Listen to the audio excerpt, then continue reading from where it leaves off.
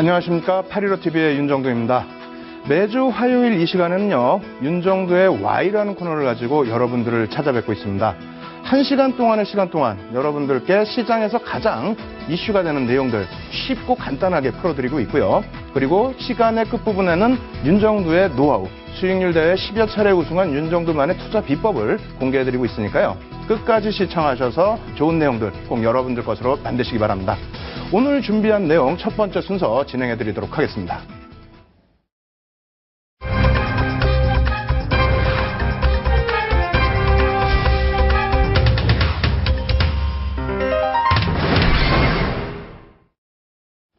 예, 봄이 오는 소식과 함께 국내 증시도 2,000포인트에 5개월 만에 안착하면서 오늘 장을 마감을 했습니다.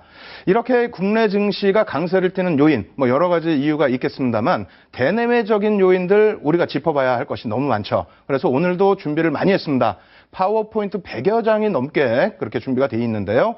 오늘도 역시 좀 빠르게 진행해 드리도록 하겠습니다. 첫 번째 기준에서는 글로벌 시장의 전체적인 흐름, 그래서 나스닥 시장의 흐름부터 한번 살펴보도록 하겠습니다. 자, 화면 놓고 설명을 드릴 텐데요. 지난번에도 앞서 말씀을 드렸습니다. 나스닥 월봉 차트인데요. 나스닥뿐만 아니라 S&P 500 지수 그리고 다우 지수도 사상 최고의 고점 행진을 지속하고 있는 모습인데요. 일단 나스닥의 월봉 차트는 2000년도에 IT 거품 났을 때의 가장 고점, 그 수준까지 올라와 있고요. 15년 만에 5000포인트를 넘어서고 있는, 다시 말씀드린다면은 미국 쪽의 증시 역시도 굉장한 강세를 띠고 있다, 이렇게 말씀을 드리겠고요. 그리고 유럽과 마찬가지로 일본 같은 경우에도 계속해서 양적 완화 부분을 단행하고 있죠. 일본 증시입니다. 일본 증시 앞으로 조금 더 남아있긴 합니다만 역시 마찬가지로 15년 만에 고점을 뚫어주고 있습니다. 이런 흐름이 유럽 쪽에서도 마찬가지죠. 독일 같은 경우도 마찬가지고요. 그리고 영국 지수도 역시 고점을 뚫어주고 있는 행진. 이러한 부분 때문에 글로벌 증시에 전체적으로 흘러가는 흐름과 우리나라 증시 맞닥뜨려지면서 그동안의 디커플링 현상이 일정 부분은 좀 해소되지 않나, 이렇게 말씀드릴 수 있겠습니다. 거기에 또 한 가지 있죠. 중국입니다. 중국 소식인데요. 일단은 중국 같은 경우에도 이 고점 라인에서의 추세 부분이 여전히 강하게 표출되고 있는 상황인데, 일단 중국 쪽의 내용은 예전에도 한번 말씀드렸습니다만 다시 말씀을 드리면은요. 지준율 인하와 함께 이번에 또다시 금리 인하를 단행을 했죠. 거기에 또 한 가지는 양회를 지금 진행하고 있습니다만 양회 기준에서 경기 부양책이 나올 수 있다라는 기대 요인이 일부 작용하고 있습니다. 다만 제가 글로벌 증시를 놓고 설명을 드렸는데 여기서 조금 여러분들께서는 한 가지 간과해서 안 되시는 부분이 있습니다. 무엇이냐면 글로벌 증시의 강세에 의해서 국내 증시도 지금까지의 디커플링 현상을 탈피하고 동조화돼 간다, 이렇게 생각하셔야지 지금 보여드린 중국 증시의 영향이다, 이렇게 생각하시면 좀 안 되겠다 말씀드리는 거예요. 다시 얘기해서 중국 쪽의 경제적인 동향은 여러분들이 긍정적으로 해석을 하신다 할지라도 저쪽 중국 쪽 같은 경우에는 브릭스 시장 쪽에 속해 있죠. 브릭스 시장을 선진 지수가 쫓아가는 일은 없기 때문에 너무 민감하게 받아들이실 필요는 없다, 이렇게 말씀을 드리겠습니다. 다시 한번 대내외적인 악재 요인, 호재 요인 정리해서 말씀을 드린다면요. 이렇게 되어 있습니다. 글로벌 증시의 신고가 행진이 지속되고 있다는 내용, 국내 증시의 강세 부분 연동되어 있는 거고요. 경기 부양 정책 효과 부분이 악재로도 해석이 되는 부분이 있죠. 양적 완화 부분이라든가 혹은 미국 쪽의 경기가 살아나는 부분 때문에 금리를 인상한다는 부분, 이런 부분이 호악재가 겹쳐져 있는데 어찌됐건 부양 정책에 대한 효과 부분은 긍정적으로 여전히 작용하고 있다. 그리고 유로존 등의 양적 완화, 유로존, 일본 그리고 중국까지의 양적 완화 부분도 유동성을 확대시키고 있고, 특히 유럽 쪽의 유로존 쪽의 양적 완화 부분은 3월부터 실질적으로 유동성을 좀 강화시키는 역할을 하고 있습니다. 이러한 부분 염두에 두시고요. 마지막으로 이제 국내 증시에 있어서는 정부 정책이 구조적인 개선을 지속적으로 해나가겠다, 이런 내용이 있죠. 다시 말씀드린다면은 우리나라 증시가 한 단계 업이 됐던 부분은 언제입니까? IMF 이후에 기업의 투명성을 확보하고 그리고 지주회사로 이렇게 변천 과정이 있었죠. 거기에 배당 성향도 조금씩 개선시키면서 어찌됐건 간에 2007년도 기준에 처음으로 2,000포인트를 넘어선 겁니다. 그 이후에 약 8년 동안 멈춰져 있는 상황이기 때문에 이번에 재정부에서 강하게 표출하는 부분은 앞으로는 구조적인 부분을 좀 더 개선해서 국내 시장을 조금 더 강화시키겠다, 이러한 정책 부분이 이제는 가시화되고 있는 그런 시점이다, 이렇게 말씀을 드리겠습니다. 다만 앞서 말씀드린 것처럼 중국 쪽에 대한 영향 부분에 대해서는 경기 부분에 대해서는 여러분들이 관심을 받는다 할지라도 시장 흐름에 대해서는 조금 배제해야 된다 이렇게 말씀드리는데요. 다시 중국 차트 멀리 보면서 말씀드리겠습니다. 일단 가장 단순하게 말씀드리면 중국 쪽의 고점이 2007년도입니다. 이쪽 부분은 뒤에 또 설명을 드리겠습니다만 2005년도에 바닥을 찍고 올라섰어요. 글로벌 증시는 2003년부터 올라섰고요. 연동성이 없었죠. 2005년부터 올라섰을 때 부분은 무엇이냐면은 부의 재분배라는 그런 정책 하에 굉장히 강한 랠리가 이어졌던 겁니다. 그런데 최근 들어서의 흐름은 강세를 띠고 있습니다만 고점 라인을 뚫는 그런 흐름은 아니라는 거죠.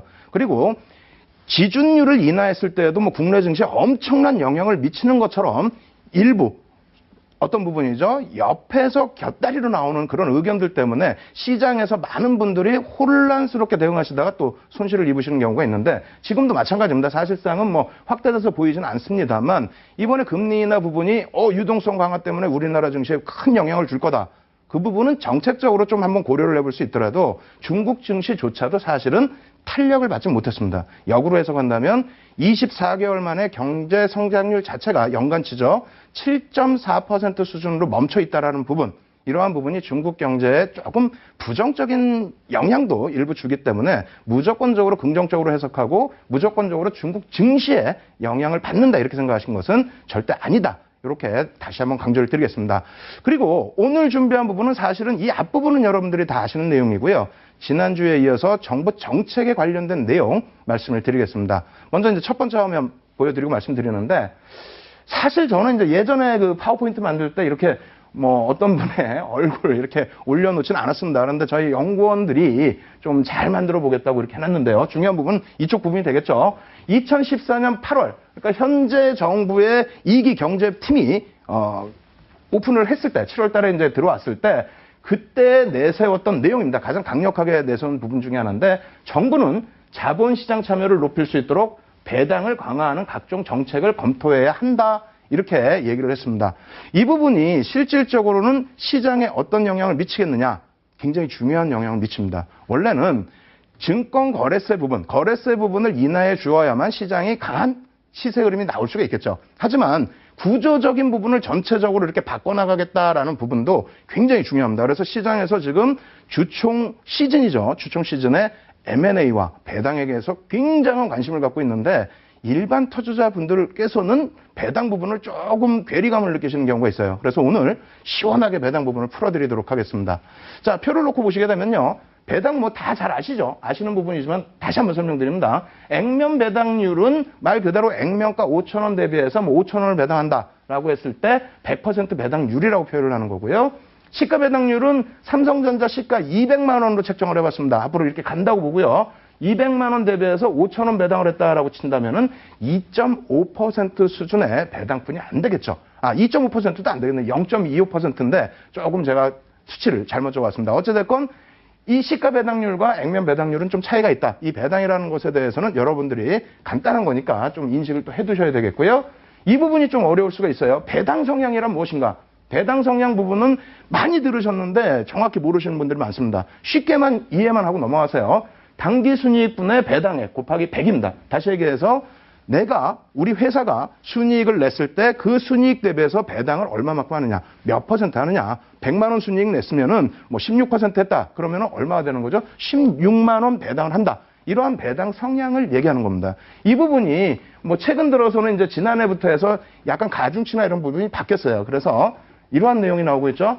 13년 대비 14년의 배당 성향. 그러니까 다시 얘기한다면 15년도 기준의 배당 성향인데 정부에서 배당을 늘리겠다는데 어떻게 삼성전자, 현대차, 그 다음에 아모레퍼시픽이 배당 성향이 줄었느냐 이렇게 생각하실 수 있습니다. 이것은 가중치가 조금씩 바뀌어 있는 부분이에요. 다시 얘기해서 예전에는 그냥 삼성전자면 삼성전자의 기준만 잡았는데 지금은 이제 계열사 부분까지. 그래서 배당금은 멈춰 있는데 오히려 증가는 했죠. 증가했는데 밑에 분모 부분이 더 크게 증가하면서 성향이 다소 줄어든 것처럼 보이지만 실질적으로 올해 배당이 상당히 많이 늘어났습니다.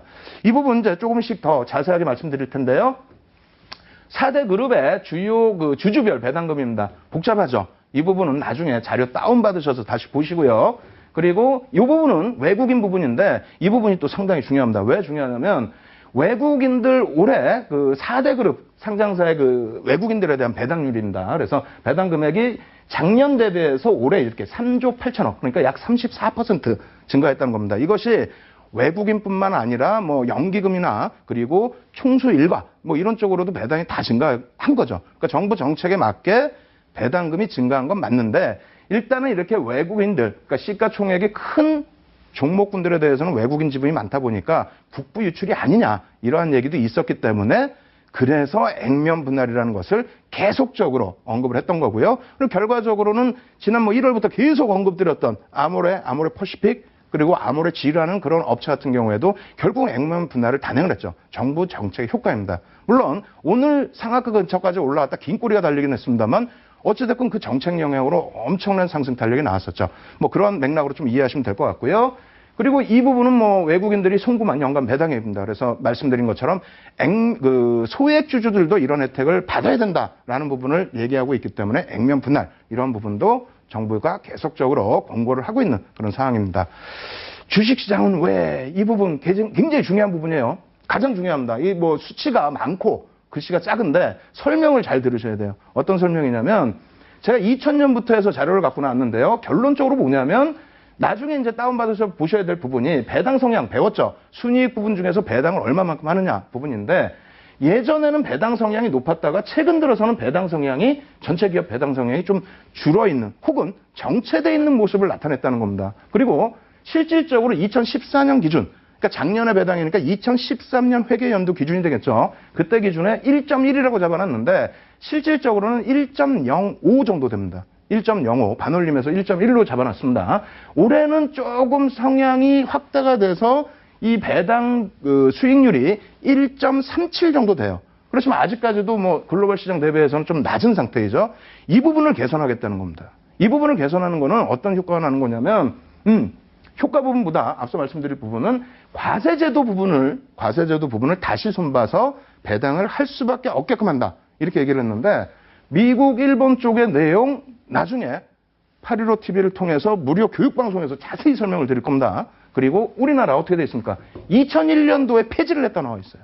가장 중요한 부분이에요. 2001년도에 폐지를 하게 되면서 15%의 과세 부분이 세율이 없어져 버렸다는 거죠. 그래서 정부 입장에서는 세율도 확보를 하고 또 한 가지는 이 유보율 늘려나가는 부분에 대해서 소득의 재분배, 그러니까 가계소득으로 재분배를 해서 경기를 또 활성화시킨다. 이러한 방침을 가지고 가고 있다는 겁니다. 언제까지? 지금 현재 경제팀이 이어지는 순간까지는 지속될 것으로 보고 있습니다. 그래서 지금 보시면은요, 사내 유보 과세, 조금 전에 말씀드렸던 부분이 폐지가 됐다고 그랬죠? 무슨 얘기냐면, 배당을, 이익이 많이 났는데 배당을 별로 안 하고 그냥 회사만 가지고 있다. 그럼 대주주만 좋잖아요, 사실상. 회사 갖고 있고, 그리고 나서 그 부분에 대해서 과세 부분을 이제 폐지하다 보니까 유보율 자체가, 평균 유보율 자체가 어떻게 됩니까? 상당히 높아졌다는 거죠.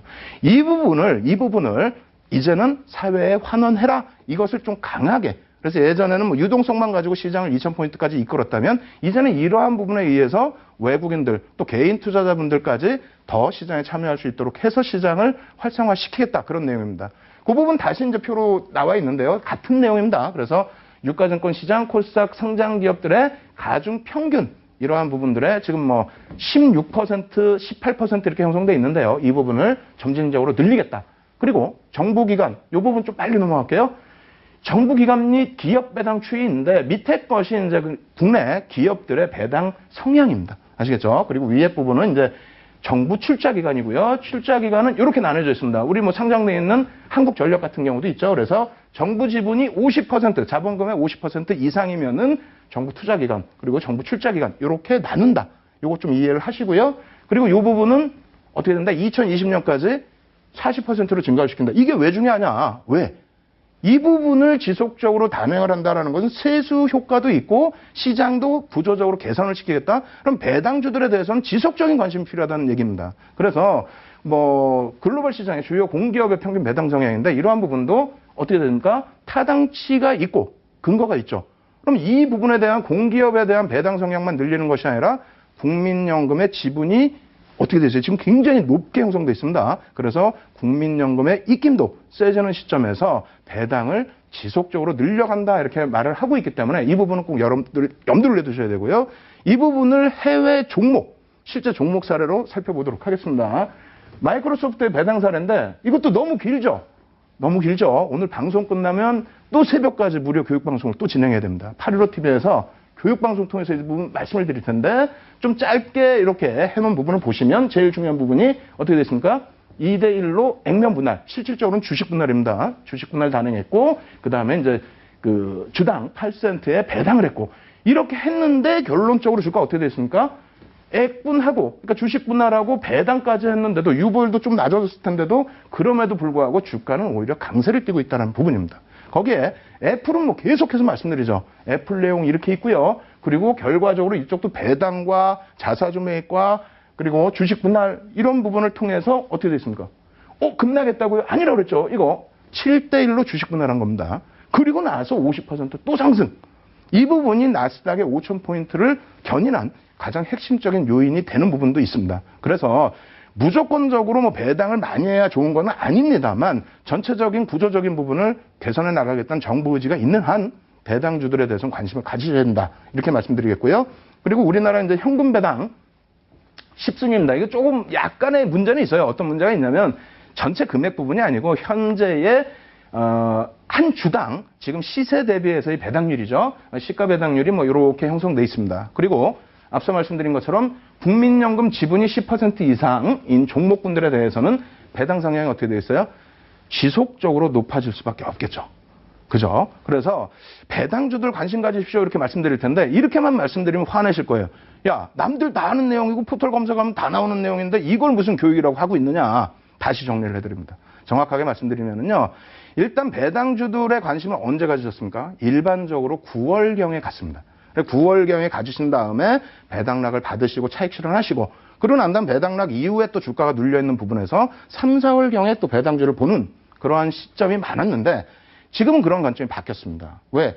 정부 정책이 이렇게 강렬하게 그냥 우리가 생각할 때 그냥 배당만 높여라 이게 아니죠. 보시다 보니까 상당히 많은 내용들이 숨어 있다는 겁니다. 그렇기 때문에 배당을 계속 늘려나갈 수밖에 없다. 그렇게 된다면 어떻게 된다? 이제 3, 4월경에 배당주들이 다시 눌림목을 받는 그러한 시점부터 해서 연말까지는 안정적으로 지속적인 수익이 나와줄 수 있는 종목군들이 배당주라는 겁니다. 그러면 그 배당주도 앞서 보신 것처럼 이런 종목군들을 여러분들께 설명드리려고 했느냐? 그것도 아니죠. 그렇게 말씀드리면 또 혼나죠.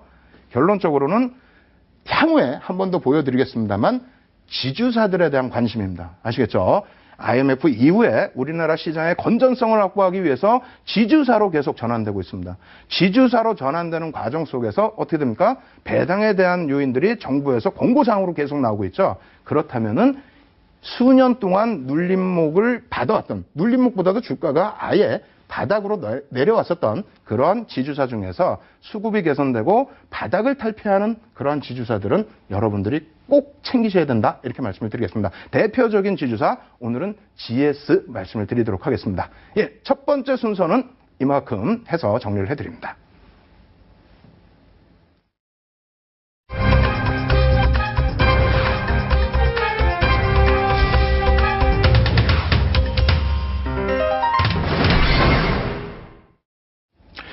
예, 파워포인트가 사실은 100장이 넘습니다. 그러다 보니까 여러분들께 앞부분 시간 굉장히 너무 빠르게 막 진행을 해드렸죠. 그래서 막 정신도 없으실 텐데 저도 막 지금은 입이 바짝바짝 탑니다. 그렇지만 어떻겠습니까? 지금 다음 주에도 사실은 정부 정책에 관련된 내용, 그래서 연기금에 관련된 내용을 또 가지고 나올 거고요. 그리고 오늘도 지금 앞부분 시황이라고 해야 되나요? 아니, 시황에 이어서 종목, 업종군들도 정부 정책에 관련된 내용들을 가지고 왔습니다. 그런데 내용이 진짜 너무 많아요. 그래서 이번에도 표를 보면서 좀 빠르게 진행을 해드리겠습니다. 가장 시장에서 이슈가 되고 있는 어떤 업종이죠? 건설업종이죠. 건설업종. 건설업종 지금 뭐 상당한 탄력을 받고 있는데 뭐 놓고 보시는 것처럼 바닥 대비해서 업종의 상승률이 29.63%다. 그게 지금 3월이니까 1월 저점 대비해서 29.63%다.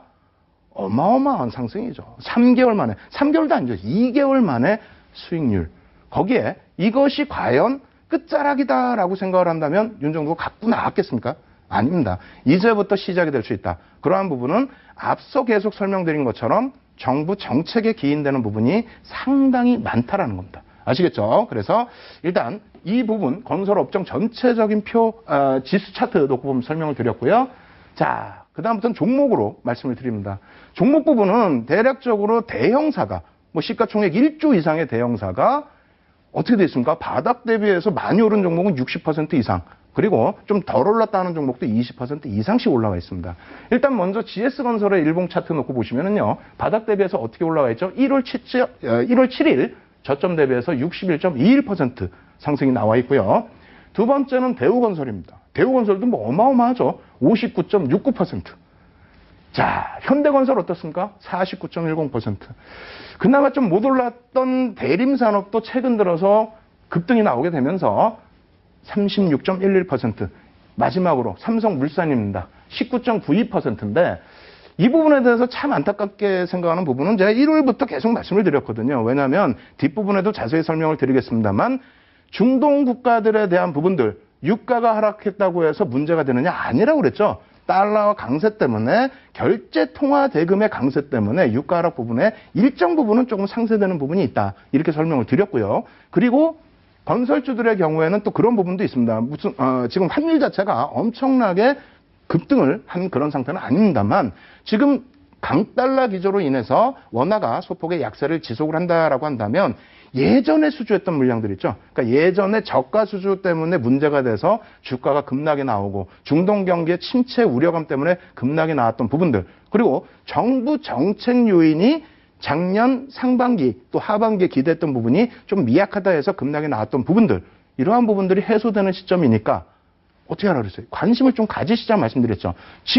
지금도 늦지 않았습니다. 그래서 건설주들에 대해서도 앞으로 어떻게 진행될지 여러 가지 요인들을 한번 살펴보도록 하겠습니다. 자, 먼저 이제 국내 건설사 도급 순위 이렇게 말씀드린 거고요. 예전하고는 또 순위가 좀 많이 바뀌어 있어요. 한 번씩 훑어만 보시는 정도로 이해를 하시고요. 자, 건설업종 부분 앞서서는 전체 그냥 아무것도 없이 보여드렸는데 여기서 중요한 부분은 중국 금리 인하라든가 이런 부분은 사실은 크게 영향이 없습니다. 제가 보는 관점에서는 일단 그 부동산 완화 정책을 2014년 8월 1일 날 발표를 했는데 오히려 기대 심리가 어떻게 됐습니까? 야, 이 정도 가지고는 안 돼라고 해서 밀려 내려왔죠. 저때 그 당시에 완화 정책은 조금 이따 다시 보여드리도록 하고요. 그 이후에 실질적으로 지금 어떻게 되어 있습니까? 부동산 경기가 조금 살아나고 있는 것을 시청자 여러분들께서도 조금 느끼실 겁니다. 어떤 게 있죠? 부동산 3법 통과.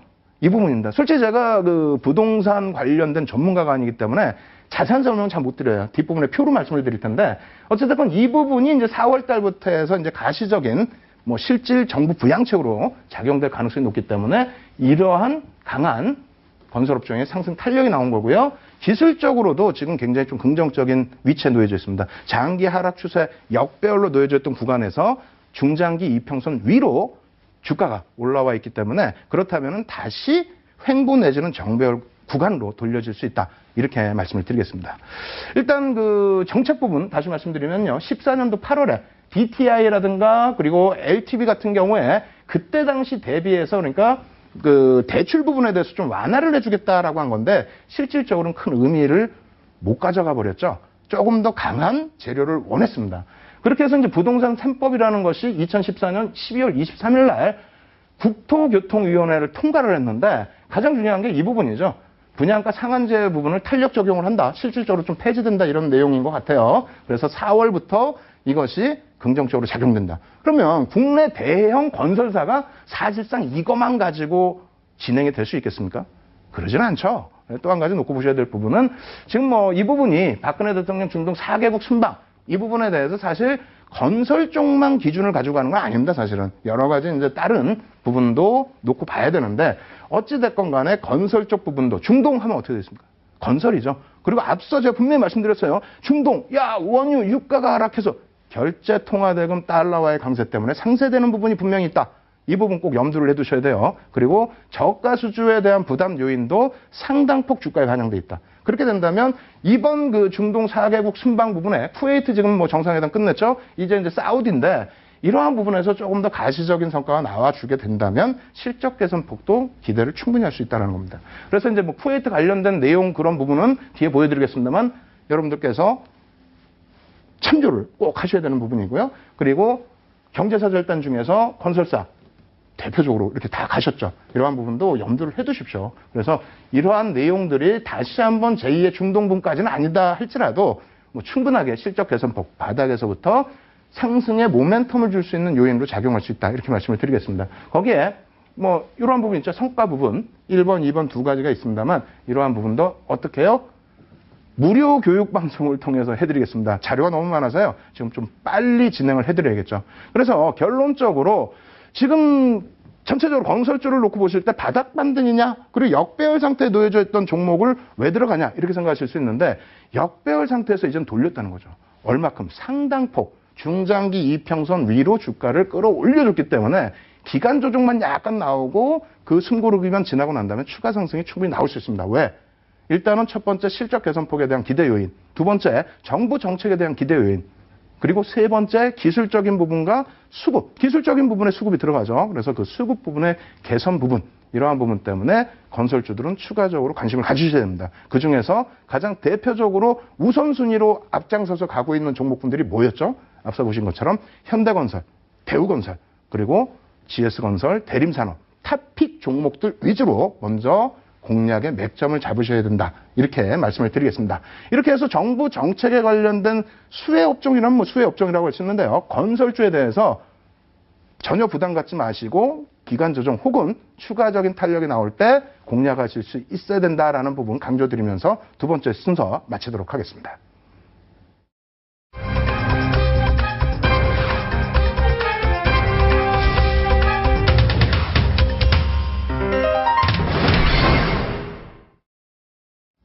예, 빠르게 진행해드린다고 했음에도 불구하고 30분이 지났습니다. 이제 남은 시간 얼마 없어요. 그런데 뒷부분의 파워포인트가 너무 많아요. 왜? 앞부분보다는 시청자분들께서 원하시는 거는 실질적으로 종목이죠. 종목이고 어떤 비법, 이러한 비법을 통해서 내가 바닥에서부터 낚시할 수 있는 방법, 이것을 배우고 싶다.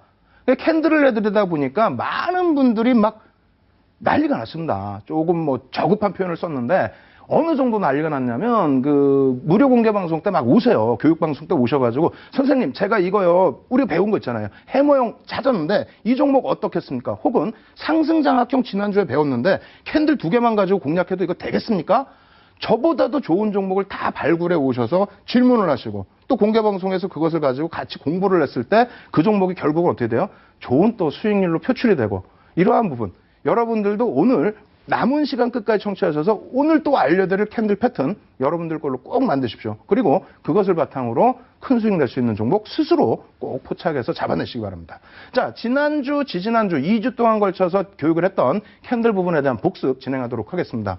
먼저 앞서 이제 우리가 그 건설주에 대해서 공부를 했죠. 건설주 한번 보죠. 월봉 차트 기준입니다. 주봉, 일봉뿐만 아니라 주봉, 월봉에서도 캔들을 잡아낼 수가 있어요. 분명히. 그래서 지난주에 우리가 뭘 배웠습니까? 이 그림이 조금 작아서 안 보일 수 있겠습니다만 지난주에 우리가 배웠던 부분이 장악형입니다. 상승 장악형. 상승 장악형 캔들 기준에서 신뢰도가 별 3개라고 말씀드렸죠. 별 3개짜리에 2개짜리 캔들 중에서 별 3개짜리는 상승 장악형뿐이 없는데 또 하락 장악형뿐이 없는데 건설주에서 그것이 떴다라는 거예요. 그렇게 하게 됨으로써 움직임 폭이 상당폭 나오게 됐는데요. 한번 보시죠. 상승 장악형이 떴고 제일 중요한 건 뭐라 그랬어요? 편입 구간입니다.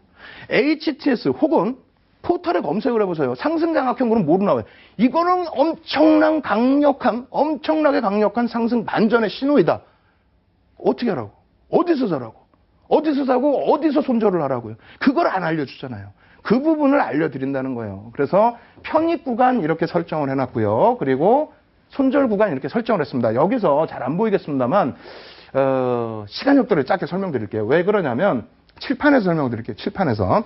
나중에 저 건설주에 대한 건설 지수입니다. 건설 지수에 대해서 월봉 차트 꼭 놓고 보셔야 되는데 바닥에서 이렇게 떴어요. 바닥에서. 이렇게 떴으면 뭡니까? 우리가 배웠던 해머형의 기준이 됩니다. 바닥이니까 해머형이고 굉장히 강력하게 돌려줄 수 있는 구간이 되는데 그리고 나서 이렇게 떴어요. 또 해머형이 하나 더 떴습니다. 이렇게.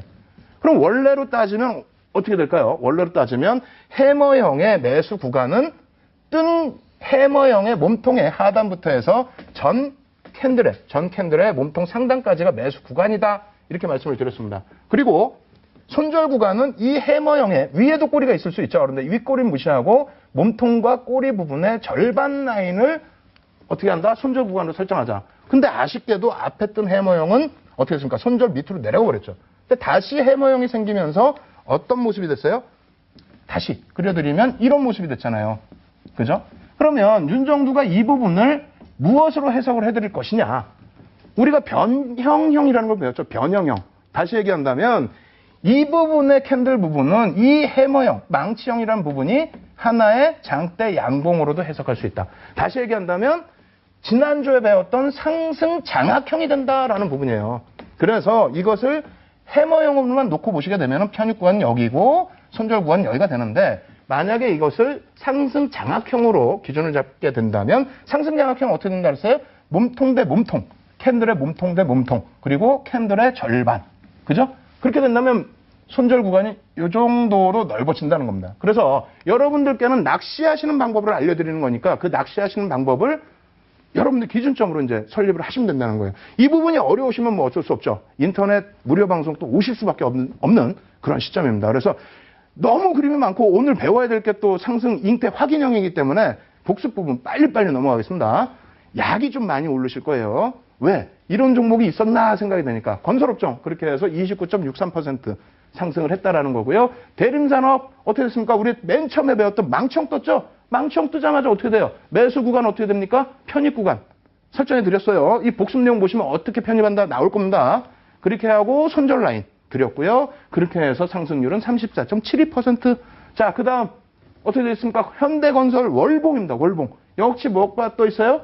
망청 떠 있죠. 해머형. 그렇게 해서 매수 구간 충분히 좋습니다. 월봉 기준에 2달을 매수 구간을 줬죠. 그리고 나서 상승률은 어떻게 됩니까?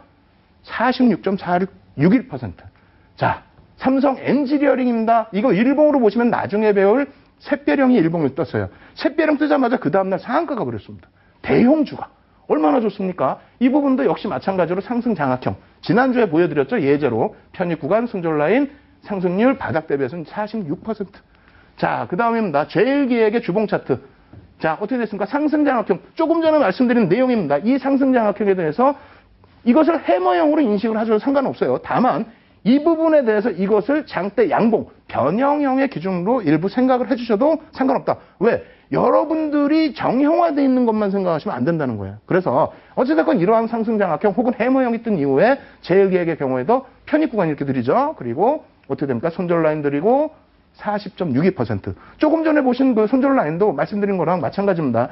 해머형의 기준이라면 여기가 손절이 되겠고요. 그리고 이것을 상승 장악형의 기준으로 놓고 보신다면은 몸통의 절반 부분을 손절로 인식하시면 되겠어요. 아시겠죠? 자, 40.62% 상승이네요. LG상사의 월봉입니다. 월봉 역시 마찬가지죠. 완전하게 상승 장악형이 나왔고요. 그리고 나서 편입 구간, 그리고 손절 구간, 그리고 83.92%.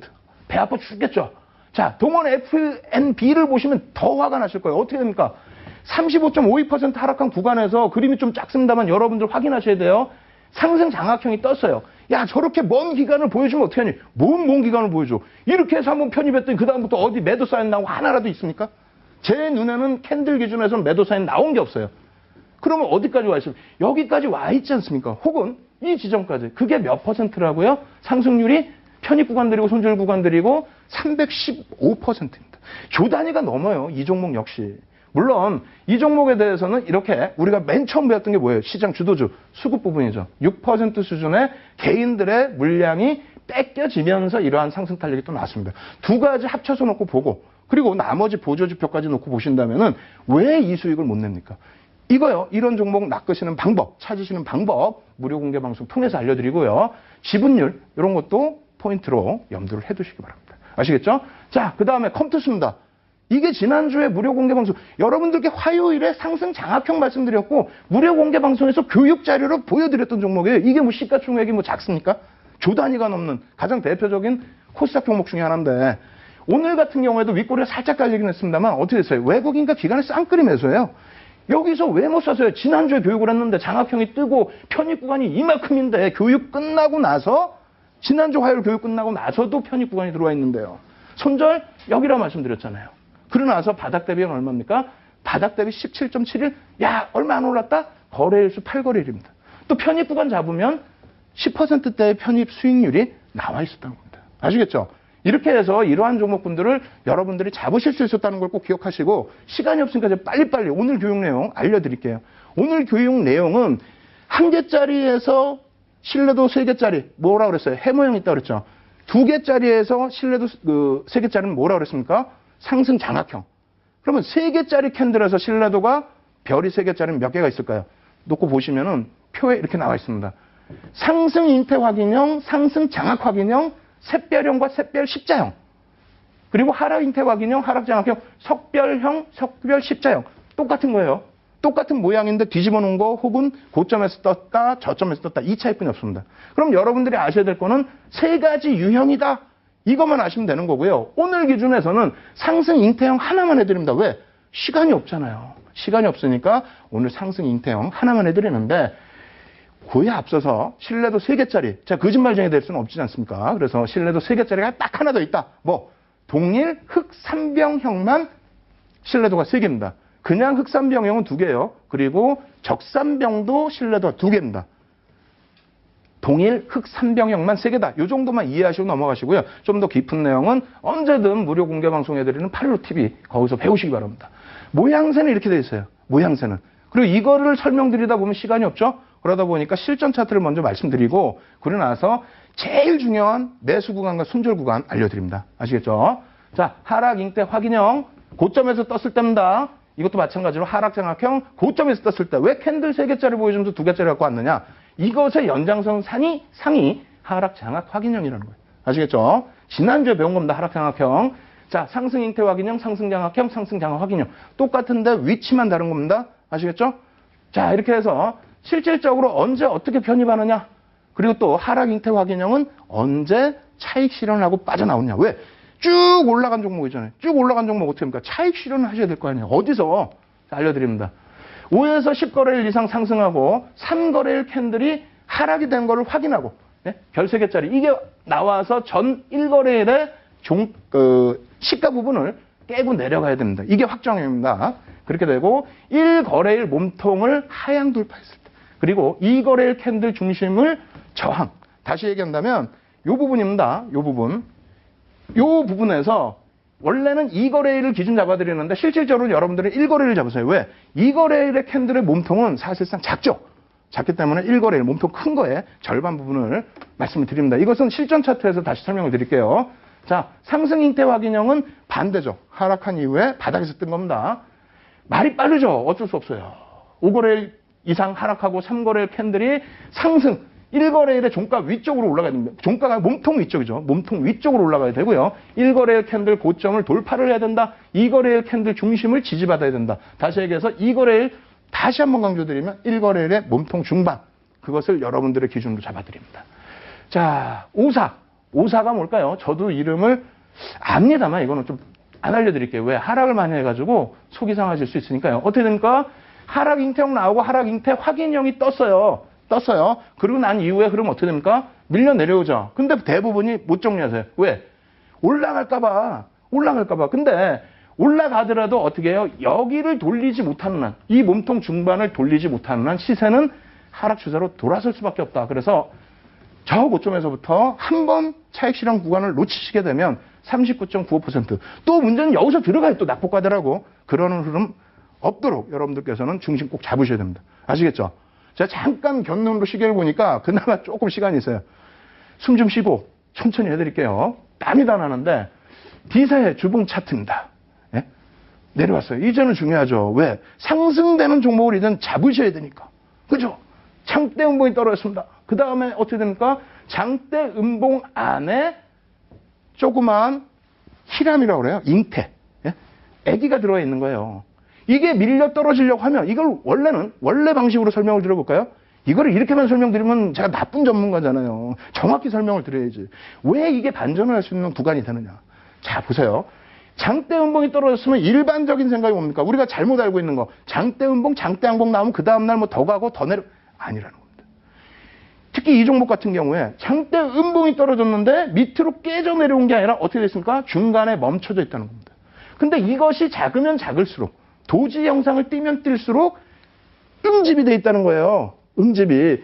이렇게 내려오다가 캔들이 갑자기 커졌다는 거는 뭔가의 악재가 장중에 확 쫙 돌출됐다는 거죠. 그럼 더 깨져 내려가야 되는데 그렇지 않다. 과도하다. 나 어저께 마실 나갔다 왔더니 주가 밀려있어. 나 저점 편입 더 할래. 그러한 매수도 들어온 거고. 그리고 매도 세력도 야 나는 여기서 좀 강도 있게 매도는 이제 안 해도 될 것 같아. 가격적으로.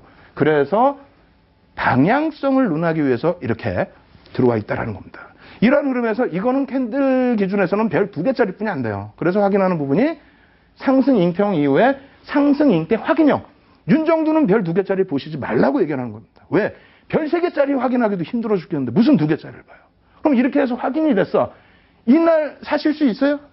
제가 판단할 때 못 삽니다. 물론 2개짜리 확인하고 대기하고 있다 들어갈 수도 있겠지만은 확정이 안 됐는데 왜 시간 아깝게 보십니까? 그럼 이날 확정이 됐다고 치고 그 다음 날의 흐름부터 기준 잡아야 되겠죠. 쭉 상승률 172.40% 나와 있는데 매수 구간은요. 실질적으로는 뒷부분 설명드리겠습니다만 이러한 구간이 매수 구간이 됩니다. 3거래일째의 양봉. 이 1거래일에 캔들의 몸통을 돌파하는 이 시점부터 매수 구간. 확정된 이후에는 이 구간 라인들이 꼬리가 달려 있어요. 그래서 여기까지가 매수 구간으로 형성이 돼 있다는 겁니다. 주봉 차트예요. 주봉에서 충분히 편입이 되신 거고 그 이후에는 어떻게 됩니까? 여러분들이 눈을 씻고 보셔도 매도 사인은 어디 나오나요? 없죠. 이것이 캔들의 기본입니다. 300년 동안 지금까지도 사용하고 있는 기술적 분석의 가장 기초라는 거예요. 아시겠죠? 현대건설, 여러분들 좋아하시는 현대건설, 왜? 여태 싫어하시다가 이제는 바다에서 올라오니까 얼마나 좋습니까? 얼마나 따뜻하고. 보십시오. 여기만 또 박스를 쳐놨어요. 저희 연구원이. 멋진 애인데, 멋진 친구인데 16.32% 하락을 강조하고 싶었답니다. 물어봤더니. 자, 많이 빠졌어요. 사실은 대형주에서 단기간에. 그리고 난 이후에 뭐 그림이 좀 작아서 잘 안 보이시겠습니다만 이 부분이 바로 상승 잉태 확인형이 떴다는 겁니다. 그럼 매수 구간이 어디가 되느냐? 말씀드립니다. 정확히 잘 들으셔야 돼요. 아까 분명히 보여드렸는데 어떻게 되느냐? 1거래일에 몸통의 상단 부분. 왜 이렇게 말씀드리냐면은 물론 거의 음봉입니다. 음봉이 맞고요. 교과서적인 내용으로. 근데 이게 혹은 양봉이 될 수도 있겠죠. 근데 뭐 그런 경우는 거의 없고 하여간에 이 음봉 기준의 상단. 다시 얘기해서 원래는 이제 시가라고 표현을 해도 돼요. 시가 부분을 돌파하는 요 시점부터가 매수 구간. 그럼 3거래일째 이게 캔들이 확인됐으면 그 다음부터는 3거래일째에 여기서부터 여기까지 이 꼬리 달린 부분까지 최대폭.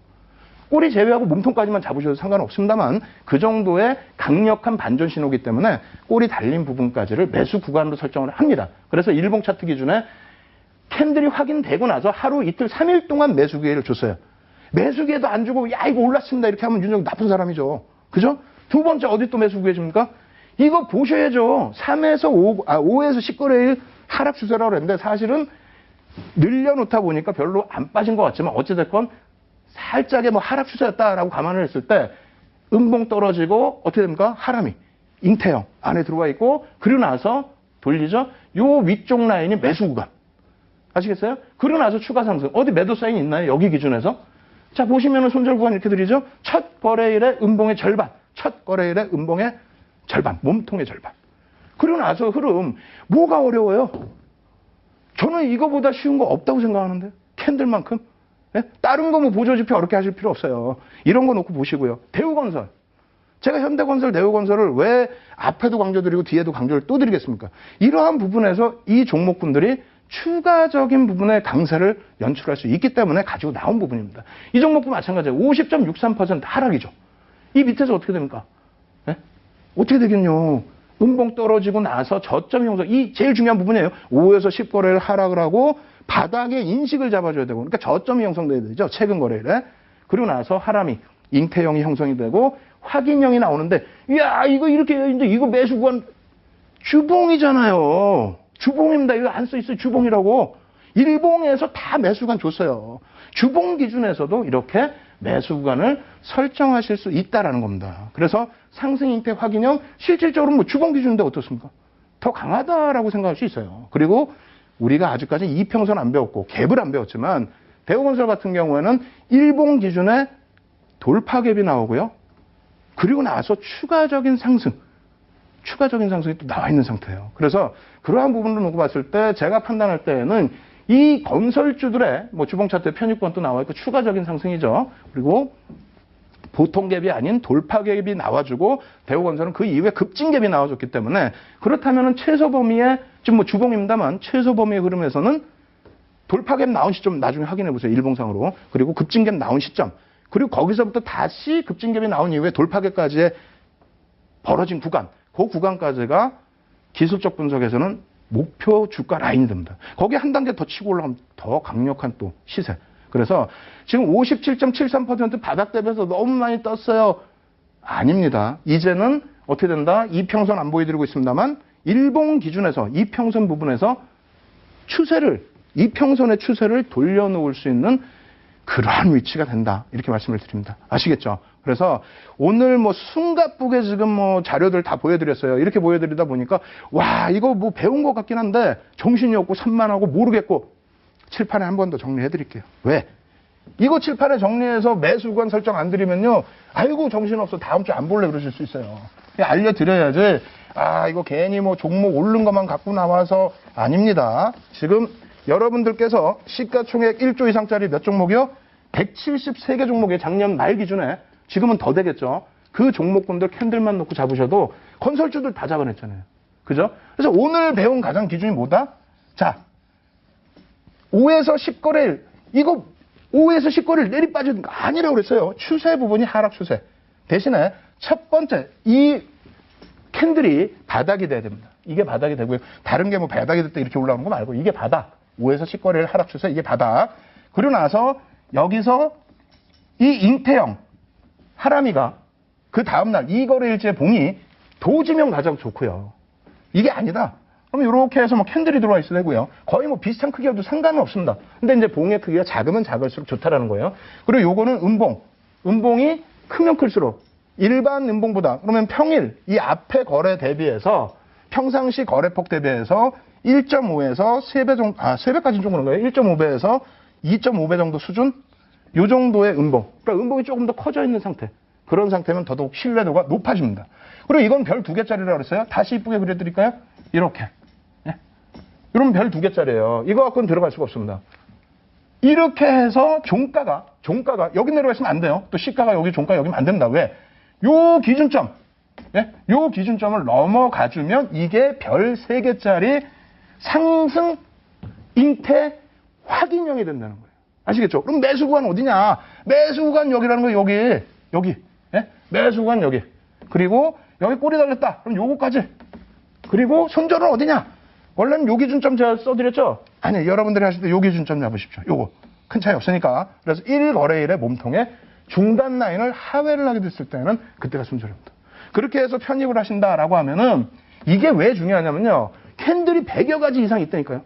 캔들 패턴이 100여 가지 이상이 있는데 그 중에서 신뢰도 3개짜리는 봉 하나짜리는 뭐라고요? 우산형, 예? 해머형과 교수형. 위치에 따라 다르죠? 하나만 해오시면 되는 거예요.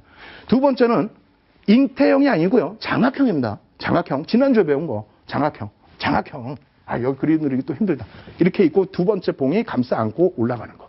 그리고 세 번째 3가지의 캔들을 놓고 봤을 때 오늘 배우신 상승 잉태 확인형, 하락 잉태 확인형, 그 다음에 상승 장악 확인형, 하락 장악 확인형, 그리고 샛별형, 그리고 석별형, 그리고 샛별 십자형, 석별 십자형. 많다고요? 실질 패턴은 3가지입니다. 아시겠죠? 이렇게 해서 오늘 준비한 내용들을 사실상 다 해드렸어요. 파워포인트 자료는요, 100장이 넘습니다. 이 100장 넘는 자료요, 무료로 전부 다운받으실 수 있습니다. 어디서? 하루로TV 오시면요, 저뿐만 아니라 많은 분들이 장중부터 해서 야간, 저 같은 경우 새벽까지 여러분들을 위해서 무료 교육방송 계속 진행해드립니다. 거기서 방금과 같은 종목군들 같이 공부하시면서 그 중에서 또 시세가 계속 나올 수 있는 종목군들은 어떻게 하셔야 되겠어요? 그 다음날 포트폴리오 편입하셔야죠. 그러한 낚시하시는 방법 알려드릴 테니까요. 오늘도 방송 끝나면 바로 오십시오. 하루로TV 오시고요. 11시부터 해서 제가 교육방송 오늘 다 못해드린 거 진행해드리도록 하겠습니다. 그리고 다음 주에는 보다 알찬 내용으로 여러분들 찾아뵙도록 하겠습니다. 주식 하루로TV의 윤정두였습니다.